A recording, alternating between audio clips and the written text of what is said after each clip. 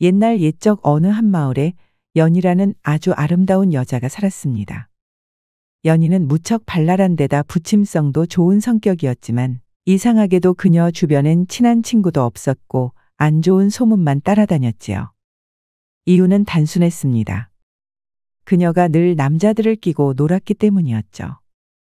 마을에 있는 남자란 남자는 다 한 번씩 놀아봤다고 할 정도였습니다. 결혼도 안 했으면서 가볍기 짝이 없는 태도에 동네 여자들은 물론 연희와 연희 있는 남자들마저도 뒤에서 쯧쯧 혀를 차곤 했습니다. 연희는 그런 것에 신경 쓰지 않았습니다. 자신에게 홀랑 넘어온 건 그들이었고 겉으론 손가락질하면서 기회만 되면 또 하자고 들이대는 것도 그들이었거든요. 이 동네에서 손꼽는 얼굴을 가진 덕에 밭을 지나가다가도 남자들이 따라붙었습니다. 어쩔 땐 여자들이 몰래 찾아와 밤일에 대해 조언을 구하기도 했지요. 욕은 할지언정 자신을 쫓아낼 생각이 없단 걸 알았기에 연희는 자기 일에만 몰두했습니다. 마을 사람들은 모르는 일이었지만 연희에게 남자들을 만나는 건 꽤 중요한 일이었답니다. 연희의 특이 체질 때문에 반드시 해야만 하는 일이었던 거죠. 외가에서 전해 내려온 이 체질은 궁합이 맞지 않는 사람과 하면 몸에 독이 쌓이고 그 독으로 죽을 수도 있었습니다. 연희는 머리가 조금 자랐을 무렵부터 어머니께 독이 쌓여 죽은 선조들에 대한 이야기를 지겹도록 들었어요. 어둑한 방에서 온갖 겁이란 겁을 다 주며 말하는 어머니를 보면서 연희는 생각했습니다. 그렇다면 내 서방님은 내가 직접 찾아야겠는걸? 결혼 전 사주단자로 궁합을 본다고 하지만 연희는 그런 미신 따위는 믿지 않았습니다. 사주보다 더 정확한 제 몸을 믿었지요. 첫가래가 끝난 날 연희는 동네의 한 청년을 붙잡고 풀숲으로 데려갔습니다. 그리고 아랫배에 무거운 것이 쌓이는 것을 똑똑히 느꼈지요. 어머니는 철없는 딸의 등을 때려대며 잔소리를 퍼부었지만 연희는 귓등으로도 듣지 않았습니다. 어머니, 어차피 평생 하고 살아야 한다면 그냥 좀 일찍 하고 맙시다. 제가 뭐 하고 싶어서 하는 줄 아세요? 살기 위해서지 않습니까?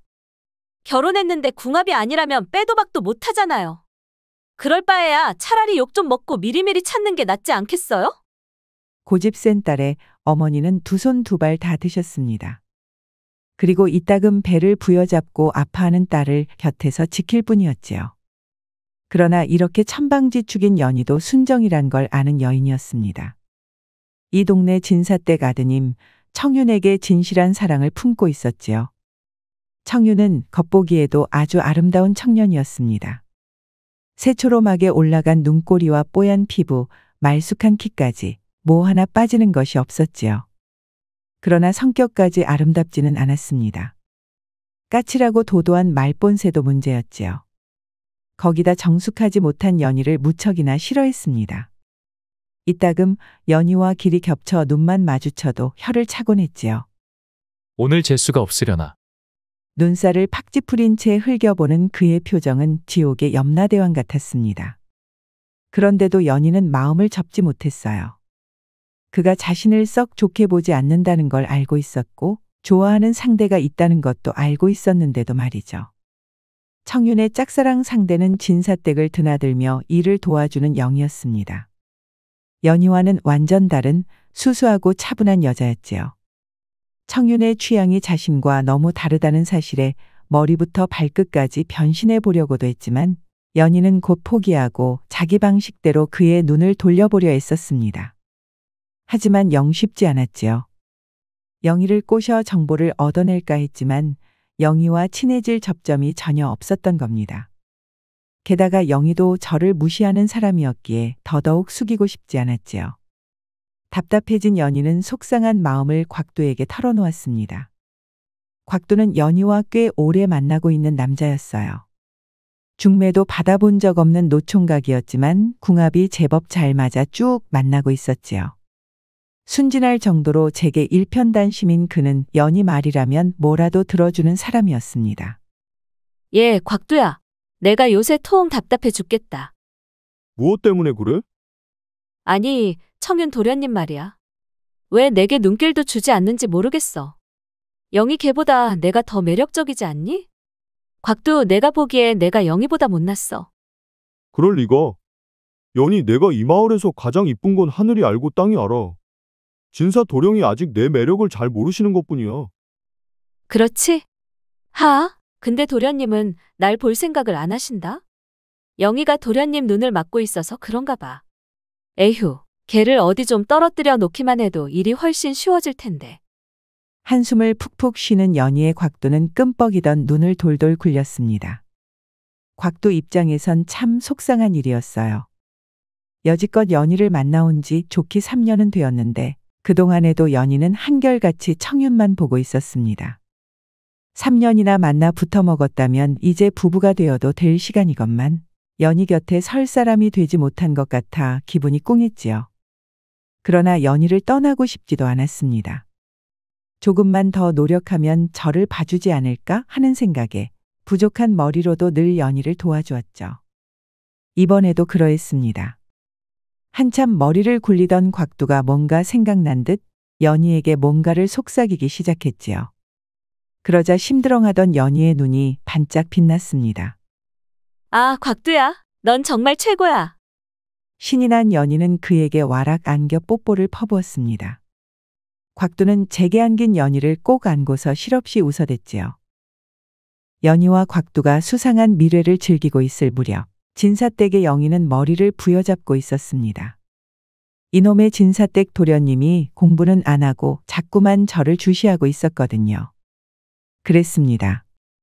영희는 청윤을 그리 좋아하지 않았어요. 번드르르하게 생긴 것과 달리 그놈의 입이 어찌나 지독한지 말 한마디 곱게 하질 않아 정이 생기려다가도 말았지요. 일하느라 바빠 죽겠는데 자꾸 오라가라 하는 것이 영 곱게 보일 수가 없었습니다. 게다가 챙겨달라 빈 적도 없건만 제 품삯 주머니에 간식거리를 넣어주면서 잔뜩 뻐기기까지 했어요. 분명 챙겨주는 것은 고마운 일이었지만 영희는 썩 반갑지 않았습니다. 줄 거면 그냥 곱게 줄 것이지 뭔 놈이 말이 그리 많은지.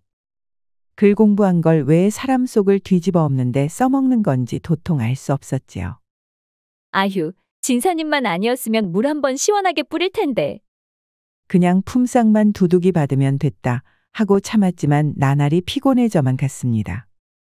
청윤 때문에 품삯 잘 챙겨주는 진사댁을 포기할 수 없으니 영희만 답답해 미칠 노릇이었지요.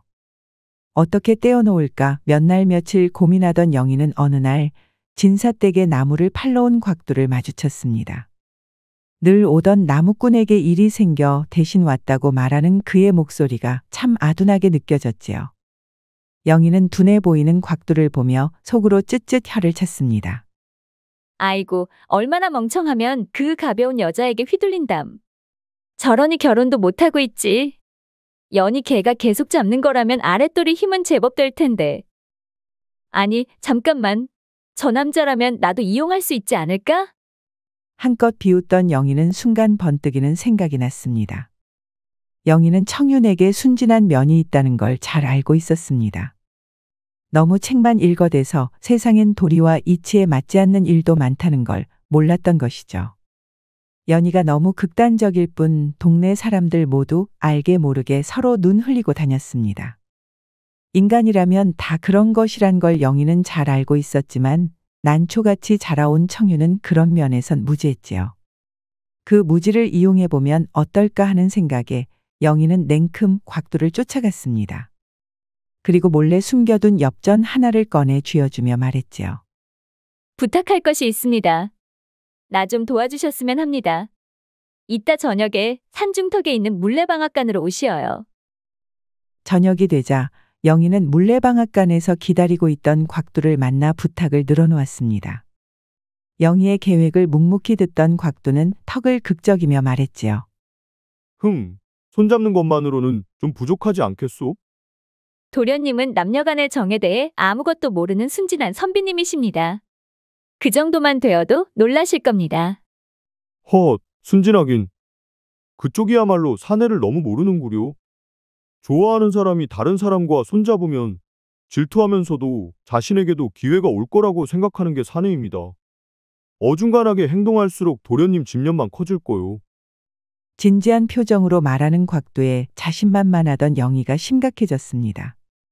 곽도의 말이 사실이라면 정말 곤란했지요. 떨쳐내려고 덫을 놓았는데 그 덫에 잡히면 최악이지 않겠어요? 당황한 영희가 어버버하고 있자 곽도가 넌지시 말했습니다. 이왕 할 거라면 제대로 속이자고. 돈도 받았으니 그 값은 해주는 게 맞으니까. 어찌하시려고요? 뭐 별건 있겠소. 하는 척하면 되는 것이잖소. 곽도의 말에 영희의 얼굴이 순식간에 벌겋게 달아올랐습니다. 흥분한 그녀의 곽도는 손을 내저으며 말했지요.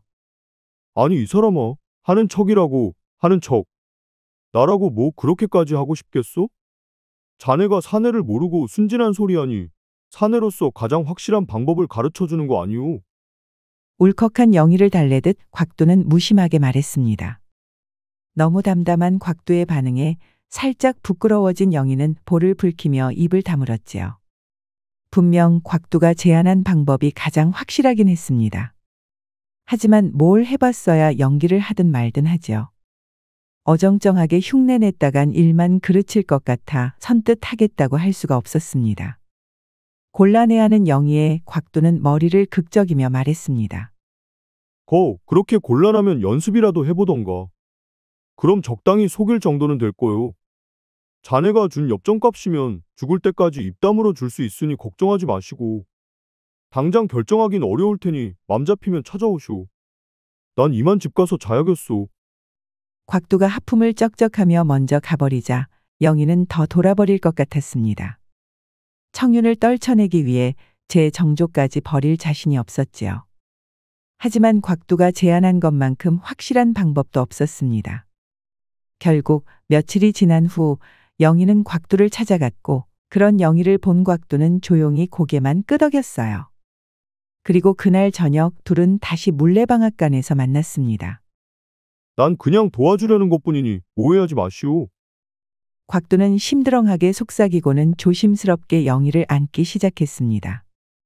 처음 해보는 것에 바짝 긴장해 있던 영희는 이내 곽도의 품에서 녹아내리기 시작했지요. 잘 기억해뒀다가 연기할 때 써먹으려고 했건만 황홀함에 취한 머리는 정신을 못 차렸습니다. 속절없이 앓는 소리만 내며 곽도를 끌어안을 뿐이었지요. 그래서였을까요? 그 둘을 지켜보는 눈이 있다는 걸 영희는 알아채지 못했습니다. 곽도와 영희의 시간을 목격한 사람은 다름 아닌 청윤이었어요. 어지간히도 충격받았는지 청윤은 숨소리도 못 내고 굳어있다가 허겁지겁 산에서 내려갔습니다.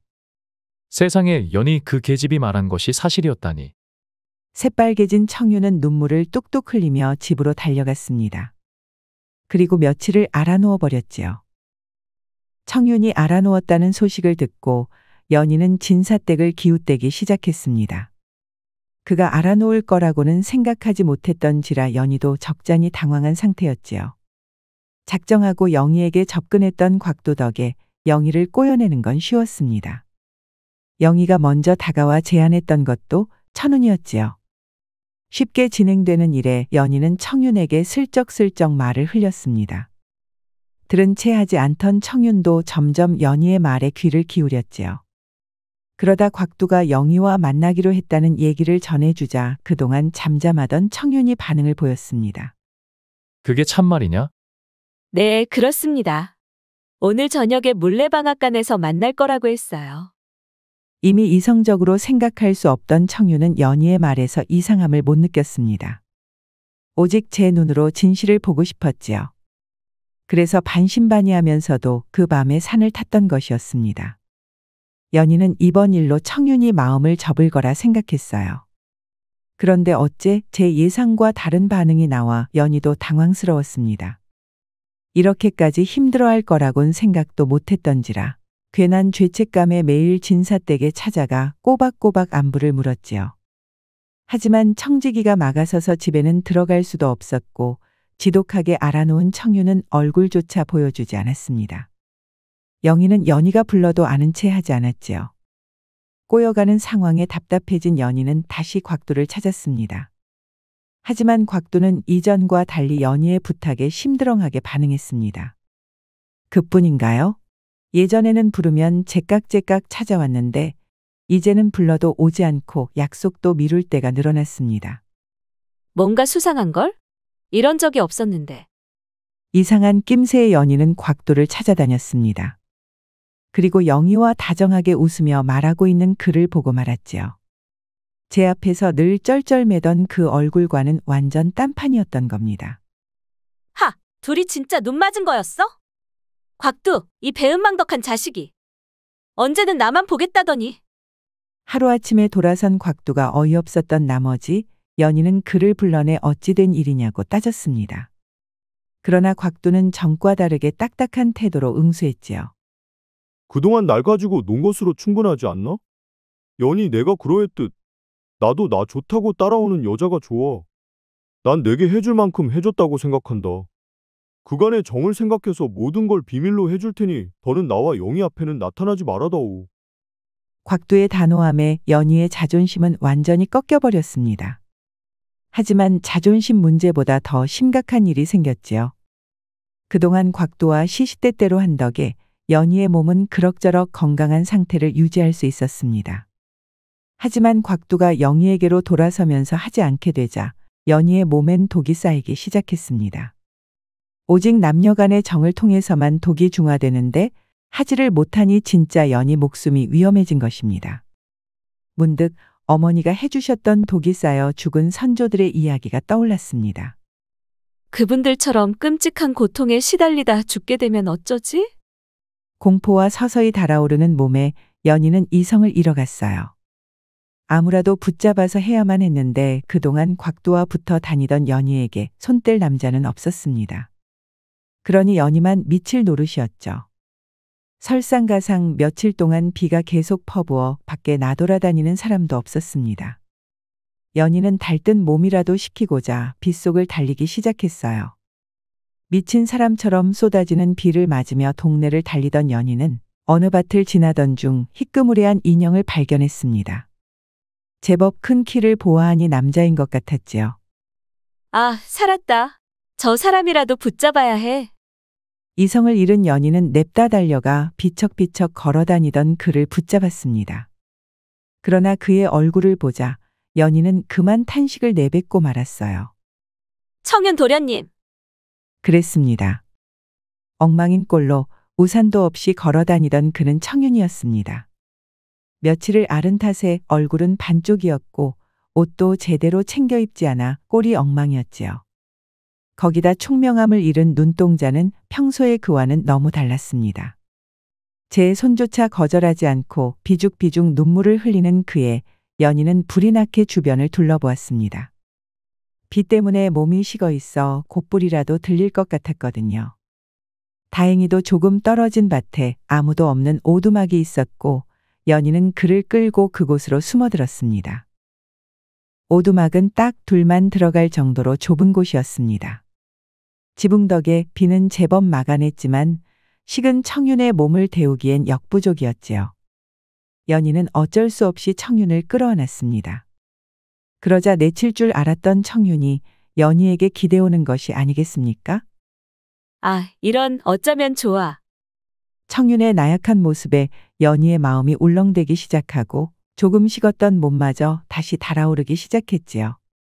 좋아하는 사람과 한 공간에 있는 데다 그 사람이 자신을 거부하지 않았고 마침 옷도 홀딱 젖어 몸이 그대로 드러나 있었으니 어쩌겠어요?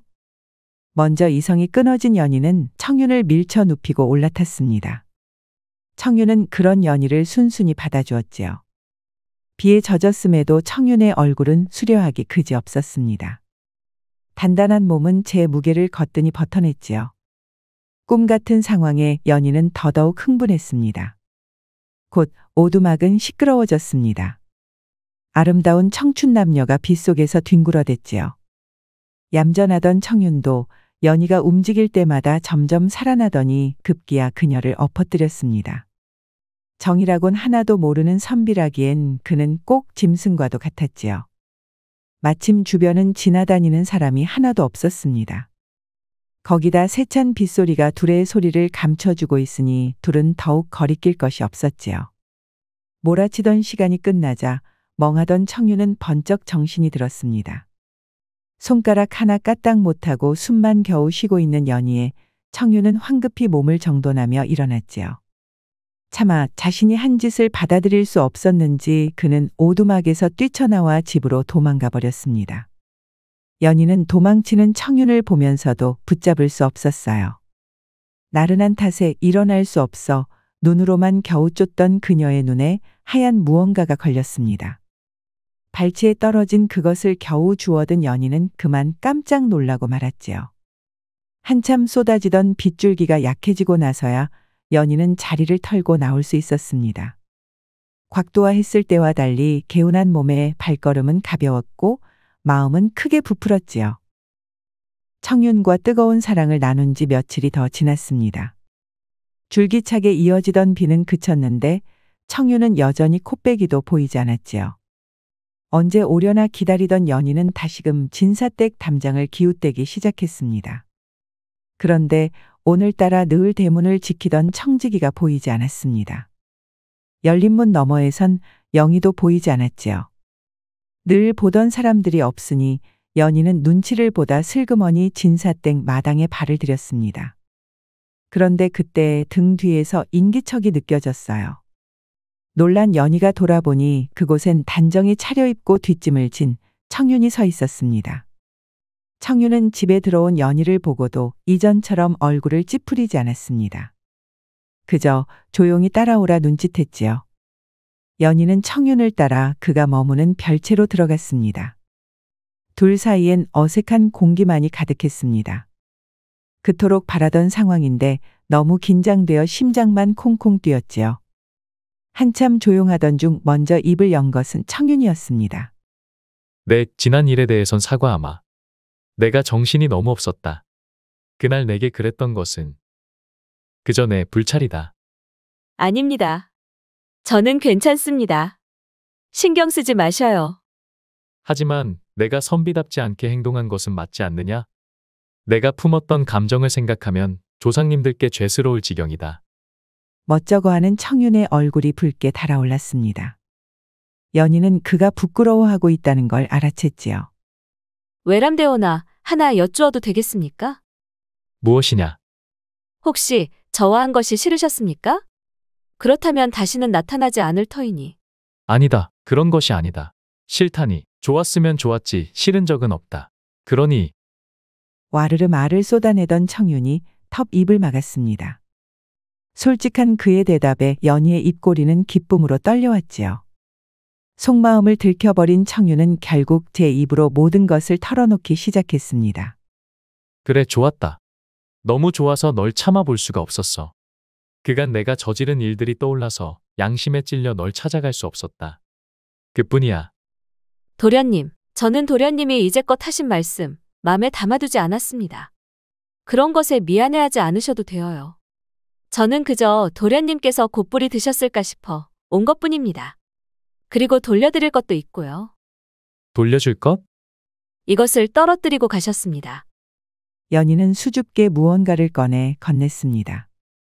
푸른 실로 자수가 놓인 하얀 모시 손수건이었죠.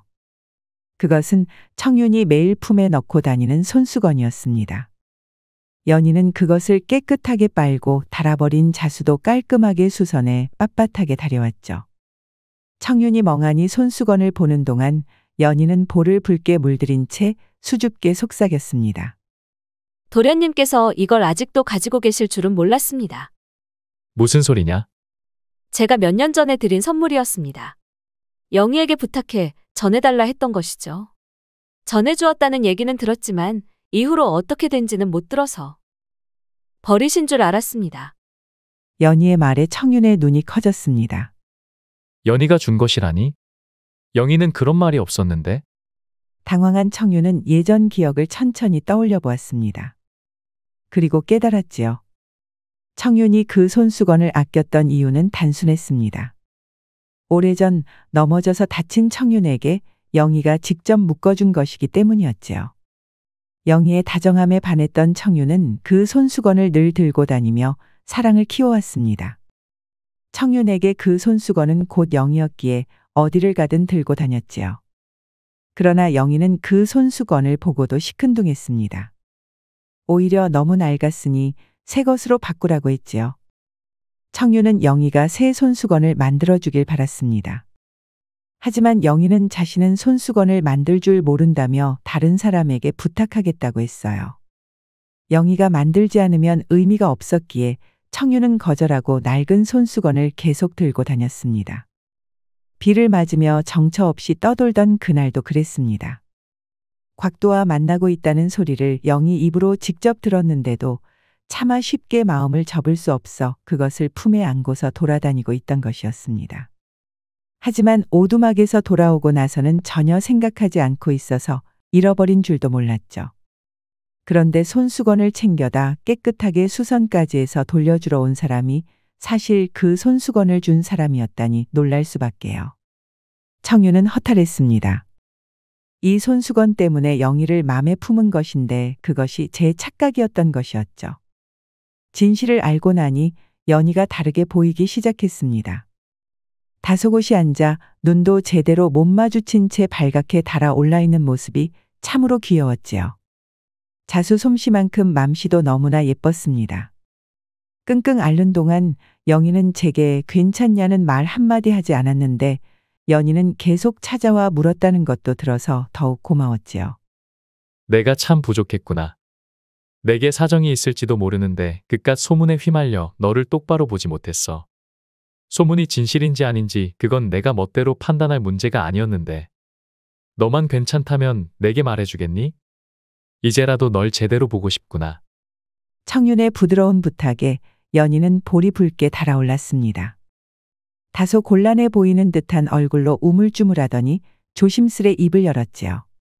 도련님, 제가 감히 이런 말을 털어놓아도 될지 모르겠습니다. 허나 도련님을 위해서 부끄러운 제 인생에 대해 조금 말씀드리겠나이다. 그래, 괜찮다. 말해보거라. 실은 제가 사내들을 만나고 다닌 이유에는 그만한 이유가 있었습니다. 제 몸에 관한 문제 때문이었지요. 문제라. 무슨 문제이기에? 저는 궁합이 맞지 않는 사내와 정을 통하면 몸에 독이 쌓이는 체질을 가졌습니다. 저뿐만 아니라 외가 쪽 여자들은 전부 같은 체질을 지녔지요. 약으로는 고칠 수 없고 유일한 치료 방법이 궁합이 맞는 이와 정을 통하는 것뿐입니다. 연희가 털어놓는 말은 생각 이상으로 충격적이었습니다. 살면서 그런 체질에 대해선 들어본 적이 없어 그녀가 장난치는 것 같았지요. 그러나 평소와 달리 바짝 굳은 연희의 거짓말이 아니란 걸 깨달았습니다. 결국 청유는 묵묵히 연희의 다음 말을 기다렸지요. 믿기지 않으시다는 것 저도 압니다.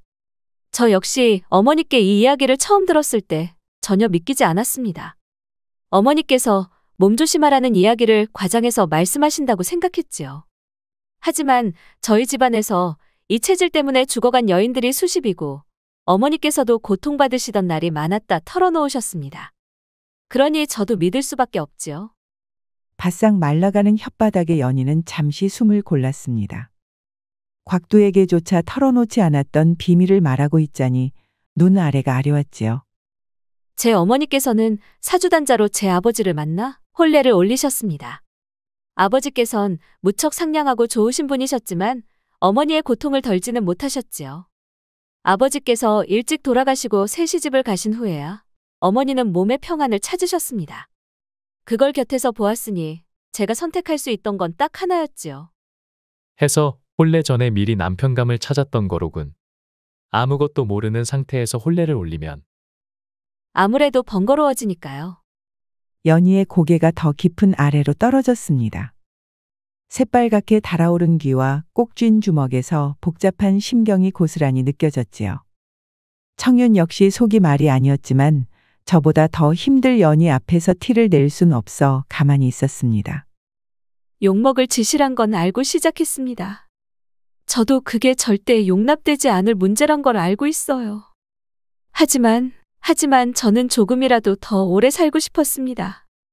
체질을 물려받은 건 어쩔 수 없으니 제가 살아갈 방도를 찾고자 했을 뿐입니다. 그게 다른 사람들 눈에는 결코 올바른 방법으로 보이지 않겠지만 그래도. 서서히 울음이 스미던 목소리는 끝맺지 못했습니다. 눈물 한 방울이 툭 떨어져 치마를 적셨지요. 연희 자신도 울 거라고 생각하지 못했습니다. 괜찮다고 생각했습니다. 이런 체질을 타고난 건 자기 잘못이 아니었고 자신은 그저 살기 위해 최선의 선택을 한 것뿐이었으니까요. 욕을 먹는 게 고통으로 죽는 것보다 훨씬 나았습니다.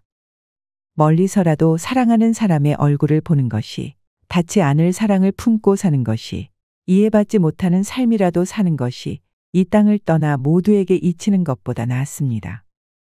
연희는 그저 살고 싶었습니다. 푸른 하늘과 햇빛 아래에서 소중한 사람들과 걱정 없이 웃고 떠들다 잠들고 싶을 뿐이었죠.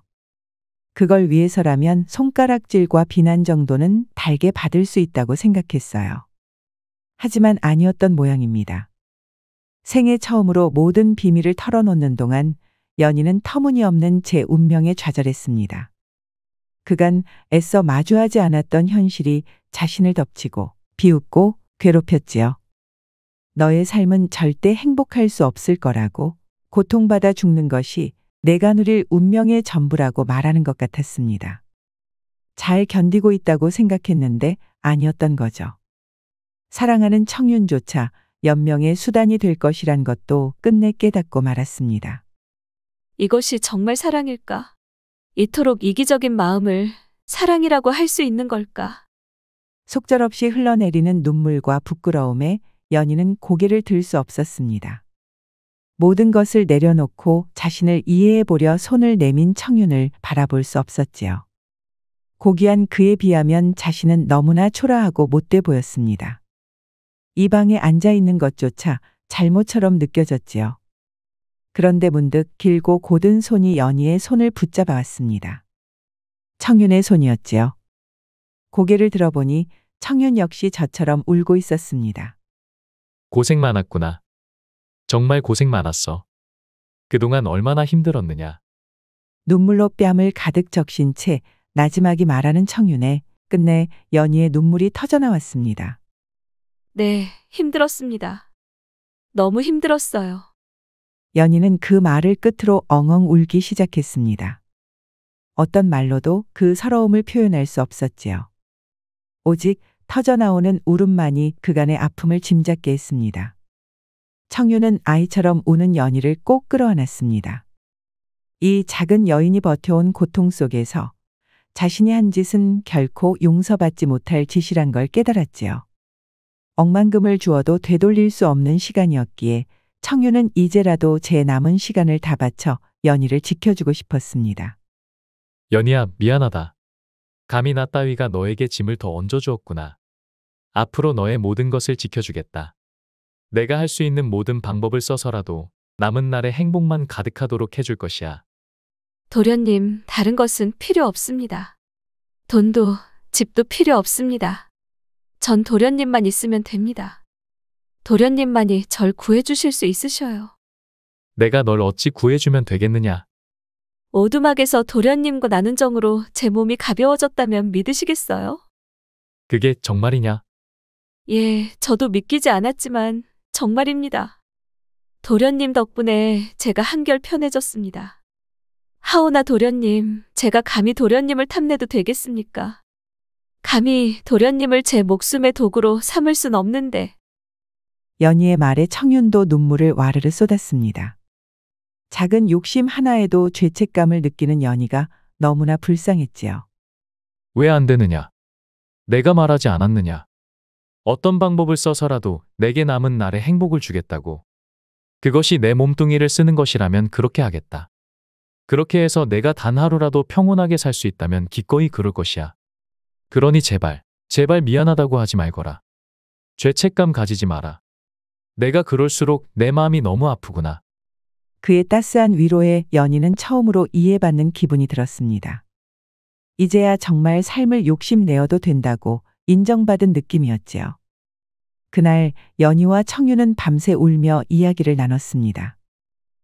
다음 날이 돼서야 집으로 돌아간 연희의 품엔 청윤이 챙겨준 댕기와 놀이개 하나가 들어있었지요. 이후 청윤은 시시때때로 연희를 찾아왔습니다. 진사댁 도련님이 천박한 여인에게 빠졌다며 마을 사람들이 수군거렸지만 청윤은 전혀 신경 쓰지 않았어요. 오히려 뒤에서 욕하는 그들을 혼내며 더욱 연희를 감싸주었습니다. 청윤과 이어진 연희는 더 이상 다른 남자들을 찾지 않았습니다.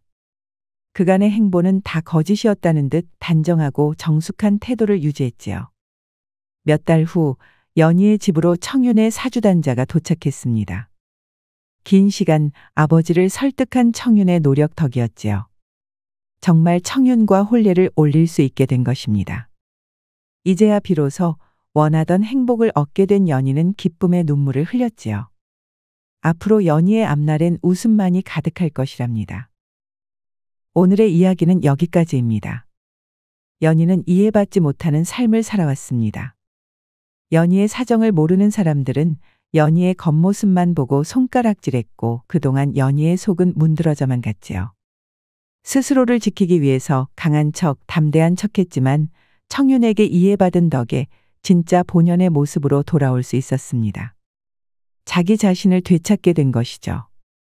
단순히 사랑을 얻은 것만이 아닌 존엄성과 이해를 얻은 연희는 비로소 진정한 행복을 누릴 수 있게 되었습니다. 연희처럼 우리의 삶을 인정하고 이해해주는 사람을 만난다면 정말 좋겠지만 그건 결코 쉽지 않은 일입니다. 그러니 우리가 직접 스스로를 이해하고 인정할 줄 알아야겠지요.